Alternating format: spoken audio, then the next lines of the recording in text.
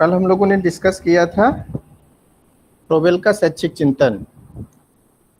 शैक्षिक चिंतन के अंतर्गत हम लोगों ने अनुशासन डिस्कस कर लिया था और शिक्षक से संबंधित विचार भी डिस्कस किए थे और शिक्षार्थी संबंधी विचार भी डिस्कस किए थे।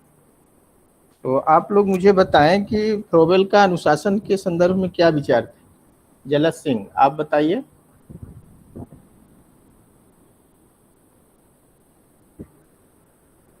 आवाज आ रही है? जलज, सुन पा रहे हैं? जी सर। बोलिए। अनुशासन संबंधी विचार क्या थे फ्रोबेल के?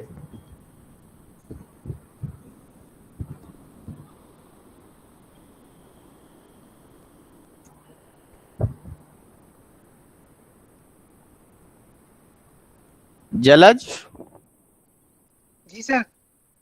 आवाज आ रही है? हाँ आ रही है सर। तो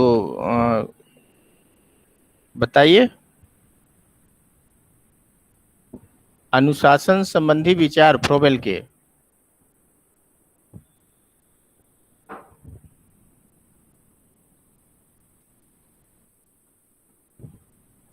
जलज, जी सर। सर नहीं पता। नहीं पता? आप लोग कह रहे हैं हो गया है। हाँ सर, कल हो गया था। आप वो कनेक्टिविटी चली गई थी ना। तो यही तो, इसीलिए तो मैंने थोड़ा सा पीछे से शुरू किया है कि देखें आप लोग सुन पाए हैं या नहीं। दीपक कुमार, आप बताओ बेटा। सर जी, आपने जो है विद्यालय पढ़ाया था, अनुशासन आपको बताना था सर जी। अनुशासन हुआ ही नहीं? नहीं, अनुशासन नहीं हुआ था सर। चलिए, तो यहीं से शुरुआत कर लेते हैं। ठीक है दीपक, यहीं से जी शुरुआत सर। कर लेते हैं, विद्यालय भी डिस्कस कर लेंगे। तो देखिए फ्रोबेल के अनुशासन संबंधी विचार। फ्रोबेल आंतरिक अनुशासन को विशेष महत्व देते थे। किस तरह के अनुशासन को? आंतरिक अनुशासन की बात करते थे। इसके पीछे इनका तर्क था कि किसी भी प्रकार के बंधन से आत्म अनुशासन की भावना विकसित नहीं की जा सकती है, इसलिए स्वतंत्र वातावरण उपलब्ध कराना चाहिए। पर ये जो स्वतंत्रता की बात करते थे, ये जो है आत्मनियंत्रित होनी चाहिए। ठीक, स्वतंत्रता देने के जो बात फ्रोबेल कर रहे हैं, वो ये कह रहे हैं कि स्वतंत्रता जो है आपकी आत्मा के द्वारा नियंत्रित होनी चाहिए। फ्रोबेल बालक को सीमित और नियमानुकूल स्वतंत्रता देने के पक्ष में थे। सीमित स्वतंत्रता देने के पक्ष में थे और नियमों के अनुकूल ही उसे जो आचरण और व्यवहार है उसे करना है। ठीक है,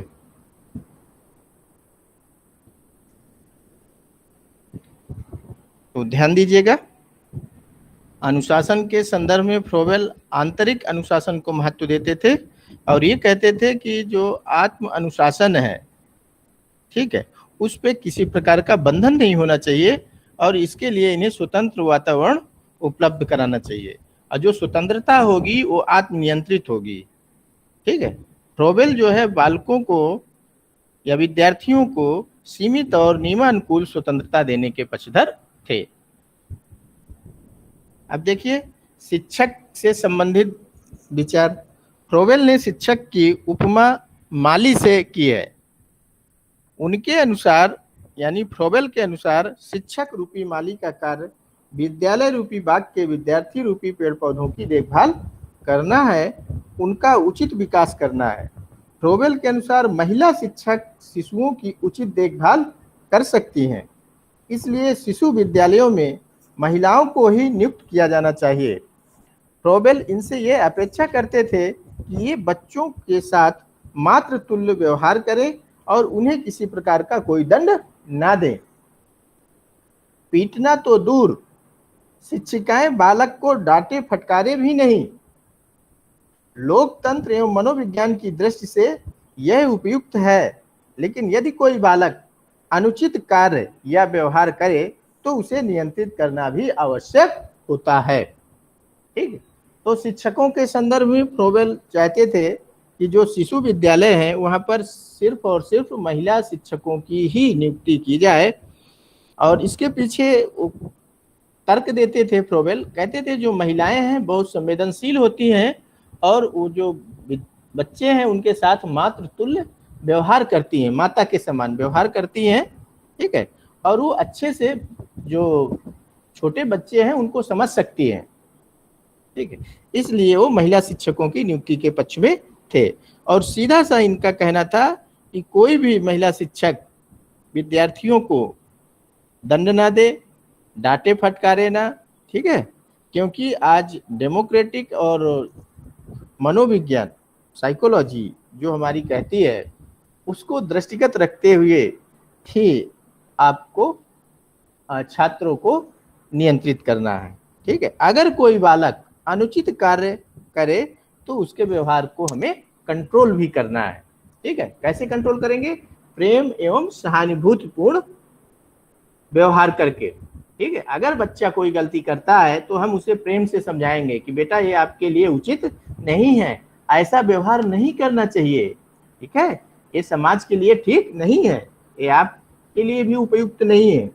तो निश्चित रूप से वो विद्यार्थी उस पर ध्यान देगा और आगे चल के उस तरह का बिहेवियर दोबारा दोहराएगा नहीं। क्लियर? आवाज आ रही है जलाज? यस सर, आ रही है। अच्छा, चलिए आगे देखिए। शिक्षार्थी के संदर्भ में फ्रोबेल के विचार देखते हैं। फ्रोबेल शिक्षार्थी को शिक्षा का केंद्र बिंदु मानते थे और ये शिशुओं की पूरी शिक्षा का विधान उनकी योग्यता, क्षमता, रुचि और आवश्यकता अनुसार करने पर विशेष बल देते थे। फ्रोबेल कहते थे जो भी शिक्षा का ताना बाना तैयार किया जाए वो छात्रों की इंडिविजुअल डिफरेंसेज, व्यक्तिगत विभिन्नताओं को ध्यान में रखते हुए जो भी उनकी रुचि है, उनकी योग्यता है, उनकी क्षमता है, ठीक है, उसके अकॉर्डिंग ही शिक्षा देने के पक्ष में थे। फ्रोबेल की यह बात तो सही है कि शिशुओं की शिक्षा उनकी योग्यता एवं क्षमता के आधार पर होनी चाहिए और उन्हें स्वतंत्रता देनी चाहिए, परंतु हमें ये नहीं भूलना चाहिए कि मनुष्य मूलतः एक पशु है, ध्यान दीजिएगा। अतः शिशुओं को उनके मूल प्रवृत्त्यात्मक व्यवहार से समाज सम्मत व्यवहार की ओर अग्रसर करने के लिए शिक्षार्थियों की आवश्यकताओं के साथ साथ समाज की आवश्यकताओं एवं आकांक्षाओं को भी सामने रखना चाहिए। फ्रोबेल कहते हैं कि जो मनुष्य है, मनुष्य मूलतः एक पशु है। यहाँ पशु से क्या तात्पर्य है? जो उसका व्यवहार है वो जो है पशुवत व्यवहार है, ठीक है।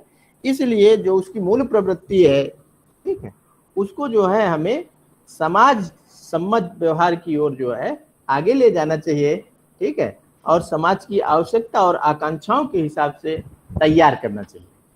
क्लियर? अब देखिए विद्यालय संबंधी विचार देखते हैं, जहां पर हम लोग कल डिस्कस कर रहे थे। फ्रोबेल के अनुसार विद्यालय आकर्षण के केंद्र होने चाहिए। फ्रोबेल क्या कहते हैं? विद्यालय को जो है इस तरह से डिजाइन किया जाए या इस तरह से तैयार किया जाए कि बच्चे वहां अपने से दौड़ के आ जाएं। क्योंकि फ्रोबेल ने क्या कहा? किंडरगार्टन प्रणाली, और किंडरगार्टन प्रणाली की अपनी ये विशेषता होती है कि विद्यार्थी वहां खुद से जाते हैं, क्योंकि वहां का इस तरह का वातावरण होता है, आकर्षक एवं मनमोहक वातावरण होता है, जिससे कि विद्यार्थी वहां पर आकर्षित होते हैं, ठीक है। जो विद्यालय का आकार, स्वरूप, वातावरण इस तरह से तैयार किया जाता है कि बच्चे आकर्षित होते हैं स्कूल की ओर, ठीक है। फ्रोबेल ने शिशु विद्यालयों को किंडरगार्टन की संज्ञा दी, जहां शिक्षक रूपी माली बच्चों रूपी पेड़ पौधों की देखभाल करते हैं और उनके स्वाभाविक विकास में सहायक होते हैं। इन्होंने किंडरगार्टन स्कूलों में बच्चों के बैठने के लिए उचित भवन और फर्नीचर खोलने के लिए उचित सामग्री व स्थान, क्रियात्मक प्रवृत्ति के प्रकाशन के लिए उनके अनेक उपहार और व्यापार का होना आवश्यक बताया और मातृ तुल्य शिक्षिकाओं का होना आवश्यक बताया। फ्रोबेल के जो विचार हैं उनके अगर हम लोग विश्लेषण करें तो चीजें निकल कर आती हैं कि किंडरगार्टन में जिन साधनों का उपयोग होना आवश्यक होता है वे इतने अधिक हैं कि उनके प्रयोग में बच्चों को आकर्षण के स्थान पर विकर्षण होने लगता है। ठीक है, इस दृष्टि से किसी भी विचार अथवा क्रिया को उसी सीमा तक अपनाना चाहिए जहां तक उसका आकर्षण बना रहे और वो लाभकारी हो। क्लियर? श्रेया, आवाज आ रही है? आ रही है सर। आप लोग मुझे बता दीजिएगा अगर आवाज ना आए, ठीक है। अब देखिए शिक्षा के अन्य पक्ष, फ्रोबेल शिक्षा के अन्य पक्षों की बात करते हैं। अन्य पक्षों के अंतर्गत जो फ्रोबेल बात करते हैं, सबसे पहले जन शिक्षा की बात करते हैं। तो ध्यान दीजिएगा, फ्रोबेल ने समग्र रूप से जो चिंतन शिक्षा का तो नहीं किया, परंतु जब वे अनेकत्व में एकत्व भाव की अनुभूति की बात करते हैं तो ये जो इनका एक सोच है, जो दार्शनिक सोच है, तो इससे ये हमें परिलक्षित होता है कि निश्चित रूप से वो किसी बिना भेदभाव के सभी को शिक्षा उपलब्ध कराना चाहते थे। अगर वो आज इस संदर्भ में होते तो निश्चित रूप से वो जन शिक्षा की वकालत अवश्य करते। ऐसा हमें उनकी दार्शनिक सोच जो उनकी है, जब वे अनेकत्व में एकत्व भाव की अनुभूति की बात करते हैं तो निश्चित रूप से यह अनुभूति किसी भेदभाव के सबको करना चाहते हैं वो। इससे ये पता चलता है कि वो समदर्शी थे, है ना। जन शिक्षा की जो विचार थे वो उनमें निश्चित रूप से समाहित थे। अगर वो आज होते तो निश्चित रूप से जन शिक्षा की वकालत करते। ठीक, स्त्री शिक्षा की बात करते हैं।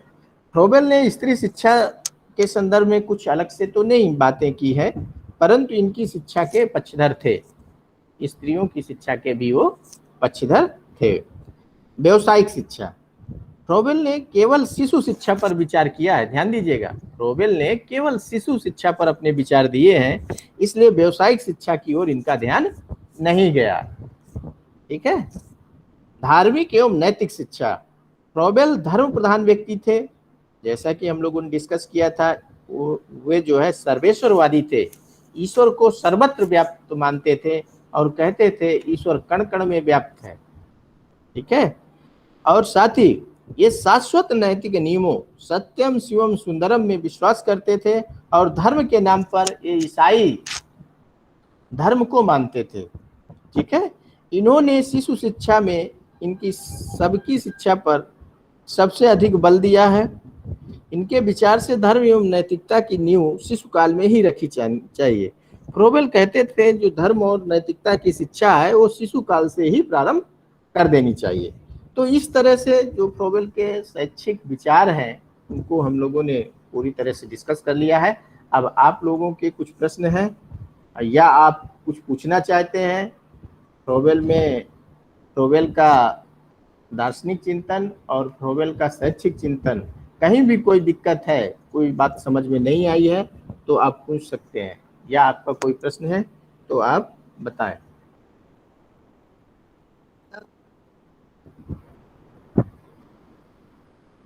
आवाज आ रही है मेरी?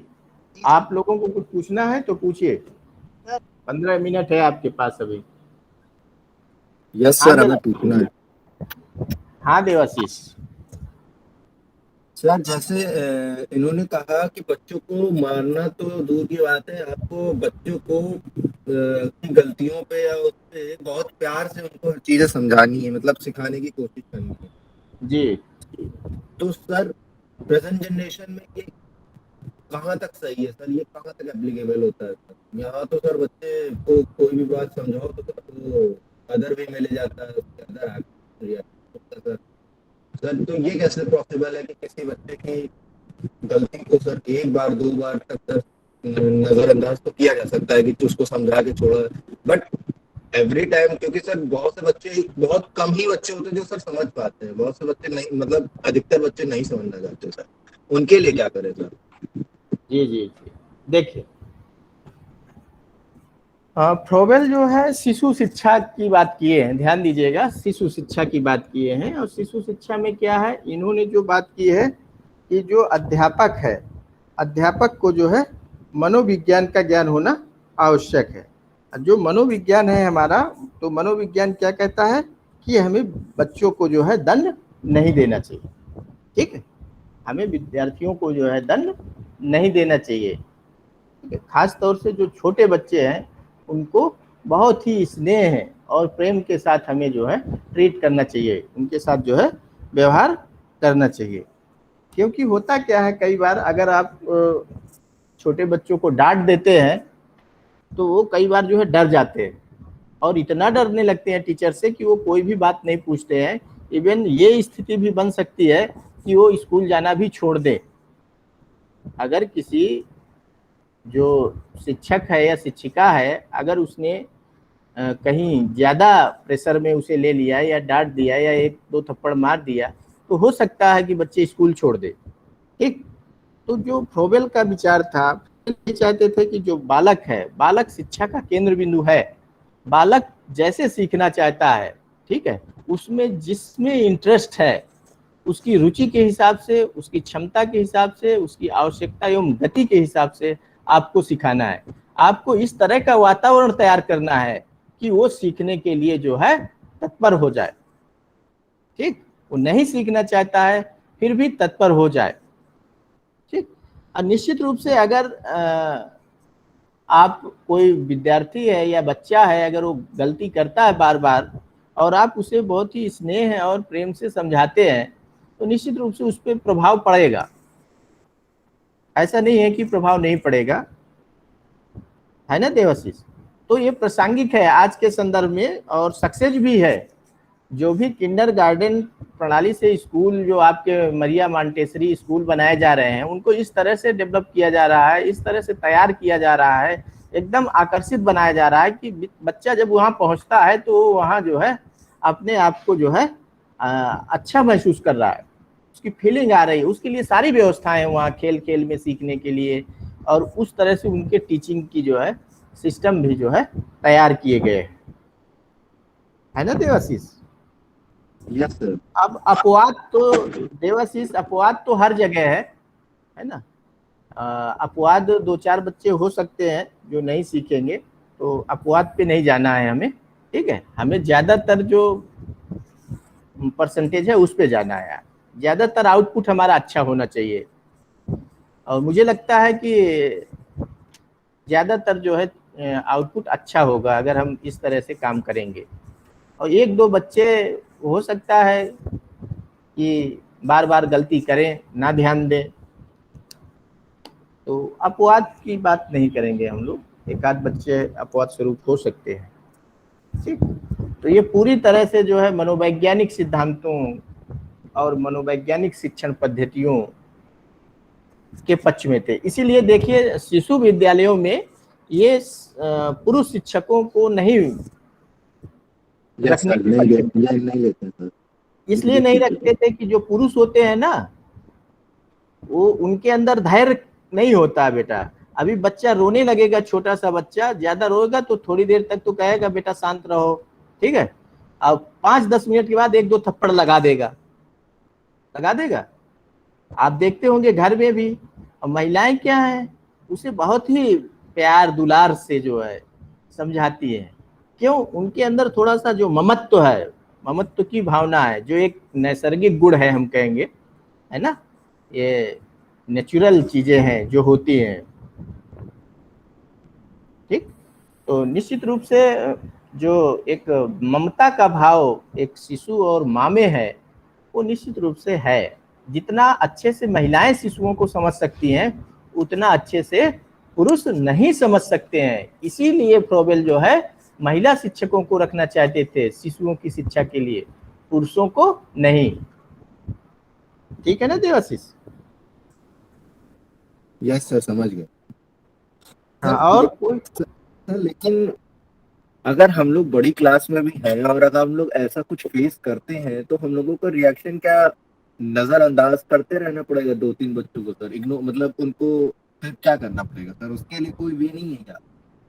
if we are talking मतलब सर हम लोग अगर अर्ली मतलब वैसे क्लासेस में सीनियर क्लासेस तक पढ़ा रहे हैं, we are getting the opportunity to teach there, तो सर वहाँ पर अगर ऐसी चीजें सामने आए तब क्या करें? देखिए, जहाँ तक आप अपने लेवल पे बात कर रहे हैं, मुझे लगता है ना देवाशीष, बीएड की बात कर रहे हैं। Yes sir. हाँ, कि अगर यहाँ पर लगातार मिसबिहेव हो रहा है, समझाने के बाद कोई बच्चा नहीं सुन रहा है ना, तो हमें क्या करना चाहिए, है ना। तो देखिए, होता क्या है कि इस समय मुझे लगता है कि जो मैच्योरिटी लेवल है वो पूरी तरह से आपका डेवलप हो जाता है। ठीक है, आप इस स्टेज में होते हैं कि आप ये समझते हैं कि किसमें मेरा नुकसान है और किसमें मेरा जो है भला है, ये आप अच्छी तरह से जानते हैं इस स्टेज में। ठीक, तो जो शिक्षक का दायित्व है वो जो है आपको उस चीज़ से अवगत करा सकता है। ठीक है, और निश्चित रूप से निर्णय फिर आपको लेना होगा, आप क्या करना चाहते हैं, ये आपके ही पाले पे रहेगा। होता क्या है बेसिकली देवाशीष, यहाँ पर प्रॉब्लम क्यों आ रही है, होता क्या है कि कई लोग जो ये आपका बीएड और एमएड प्रोग्राम है, इस पे उनका इंटरेस्ट नहीं होता है, लेकिन वो किसी दबाव बस अपने माता पिता के दबाव में या रिश्तेदारों के दबाव में वो कोर्स को कर बैठते हैं और उनका इंटरेस्ट लगता नहीं है, यहाँ रुचि उनकी होती नहीं है, तो भार स्वरूप इसको जो है महसूस करते हैं क्योंकि उनका इंटरेस्ट कहीं और है। तो निश्चित रूप से जो बीएड और एमएड में विद्यार्थी आए, तो पहले एक एग्जाम होता था एंट्रेंस में जिसमें शिक्षण अभिरुचि के कुछ प्रश्न होते थे, टीचिंग एप्टीट्यूड, याद है आपको? जब शुरुआत में 2007 में जब हमने उत्तर प्रदेश का ज्वाइंट एंट्रेंस एग्जाम बीएड का दिया था, तब उस टीचिंग एप्टीट्यूड के प्रश्न आते थे। वो प्रश्न जो है पूरे टीचिंग से ही रिलेटेड होते थे। अगर आपकी रुचि है तब तो आप उन प्रश्नों को कर पाएंगे, वरना नहीं कर पाएंगे। तो मुझे लगता है कि बीएड और एमएड को और आने के लिए हमें जो है एक एप्टीट्यूड टेस्ट रखना चाहिए पहले, और हालांकि एग्जाम तो होता है लेकिन उसमें एप्टीट्यूड क्वेश्चनों को जो है ज्यादा सम्मिलित करना चाहिए, जिससे कि वही बच्चा यहाँ पर आ पाए जो इस कोर्स में अपनी रुचि रखता है ना देवाशीष। लेकिन समस्या हमारे सामने यहाँ पर क्या है कि यहाँ पर तो -0 के नीचे भी एडमिशन हो जा रहा, तो फिर हमारा एंट्रेंस एग्जाम का क्या फायदा है, बताइए आप। जो बीएड कॉलेजेस हैं वो खाली पड़े हैं, है ना, इतने ज्यादा हो गए हैं कि बच्चा जो है बुला बुला के उनका एडमिशन कराया जाता है। ठीक, तो ये स्थितियां हैं जो समस्या उत्पन्न कर रही हैं। तो मुझे लगता है कि जो अगर हम लोग इसमें एक्शन रिसर्च करना चाहें देवाशीष, ये एक्शन रिसर्च का विषय है। Yes sir. इस तरह के जो बच्चे हैं उन पे एक्शन रिसर्च किया जाना चाहिए, और एक्शन रिसर्च में जो मुझे लगता है जो चीजें निकल के आएंगी वो यही आएंगी कि जो उनकी रुचि है वो इस फील्ड में नहीं है और वो जबरदस्ती इस कोर्स को कर रहे हैं। क्योंकि इसी बार नहीं है देवाशीष, कई बार ऐसे बीटेक के विद्यार्थी यहाँ आए हैं, बीटेक करने के बाद बीएड करने आए हैं और ये समस्याएं उत्पन्न हुई हैं। और जब मैंने उनकी काउंसलिंग की, बुलाकर बैठा के काउंसलिंग की, तो उन्होंने बताया सर हमारा कोई इंटरेस्ट ही नहीं है बीएड में, और घर के दबाव में, माता पिता के दबाव में हमने एडमिशन ले लिया है, मेरा सर पढ़ने में मन नहीं लगता, बताइए मैं क्या करूं। मैंने बैठा कर काउंसलिंग की उनकी, मैंने जानना चाहा कि भाई क्या बात है। तो कोशिश करते हैं हम लोग, काउंसिल करते हैं, लेकिन अब ये आज समय की जो मांग है, जो विद्यार्थी हमारे अपना लक्ष्य तय नहीं कर पा रहे हैं, इधर उधर भगते हैं, एक साथ कई चीजें करना चाहते हैं, तो ये समस्याएं हैं। एक साथ तो कई चीजें करना चाहते हैं, इसीलिए जो असफलता का प्रतिशत है वो बढ़ता जा रहा है देवाशीष। क्योंकि जो ऊर्जा है ना हमारी, जो हमारी ऊर्जा है उसको हम एक जगह नहीं केंद्रित कर पा रहे हैं, कई क्षेत्रों में वो डिस्ट्रीब्यूट हो जा रही है, तो कैसे सफलता मिलेगी। अगर उसी को हम एक साथ एक उस पे फोकस करेंगे तो निश्चित रूप से हमें सफलता मिलना तय है। बताइए देवशीष, आवाज आ रही है? यस सर, समझ गया सर। और कोई विद्यार्थी?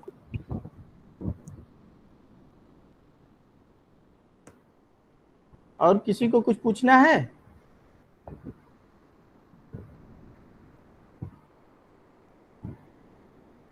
तो देखिए, अब कल सुबह 10 बजे से प्रेजेंटेशन होगा।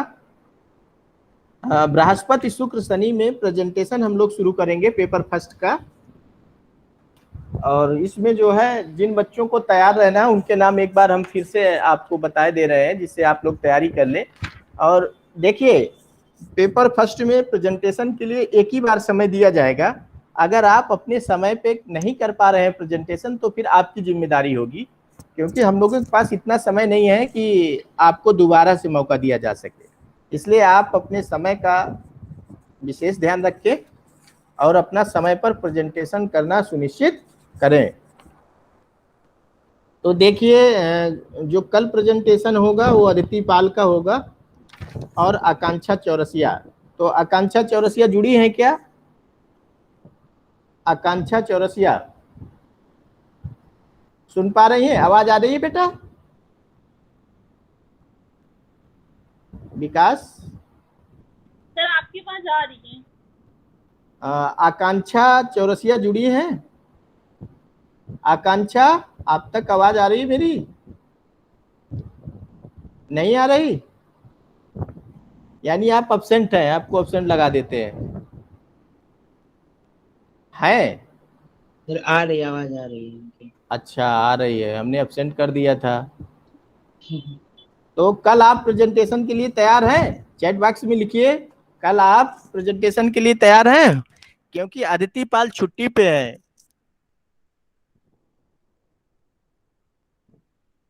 गुड, बहुत अच्छा।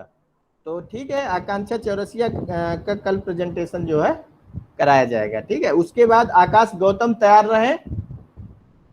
आकाश गौतम जी सर। है? जी तैयार सर। है आप? जी सर। हाँ, अगले दिन के लिए। फिर अल्ताफ हुसैन सर। आप लोग पीपीटी भेज के मुझे चेक करा लीजिए। ठीक। अमन पटेल यस सर। तैयार रहिए। यस आनंद सिंह, आनंद सिंह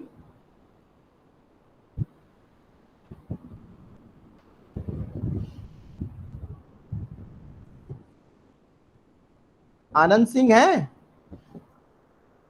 नहीं है। अर्चना अग्रहरी, आशीष कुमार, आयुषी सिंह, चेतना कटियार, छवि मिश्रा, दीपा कुमारी, दीपक कुमार, दीपिका अच्छा। त्रिपाठी, सब लोग तैयार रहे, सब लोग तैयार रहे। जैसे ही नंबर आएगा आपको प्रेजेंटेशन करना होगा। उसके पहले आप लोग पीपीटी चेक करवा लें। आकांक्षा, आप पीपीटी हमें व्हाट्सएप कर दीजिए या मेल कर दीजिए। सर हमने आपको भेज दी थी। मेल किया है? हाँ। ठीक ठीक, हम देख लेंगे, देख लेंगे दीपक। ठीक है सर सर हेलो। हाँ विकास बोलिए। सर आकांक्षा का मैसेज आया कि वो प्रेजेंट है, मतलब वो कल के लिए भी रेडी है, कल के हाँ, प्रेजेंटेशन के लिए। मैंने देख लिया है चैट बॉक्स में, मैंने पीपीटी भेजने के लिए कहा है, उसका जवाब नहीं आया। पीपीटी अभी चेक दे करा देंगे। लीजिए आज ही। सर गुड ईमेल गुड, पे सेंड कर दीजिए। हाँ मैं चेक कर लेता हूँ।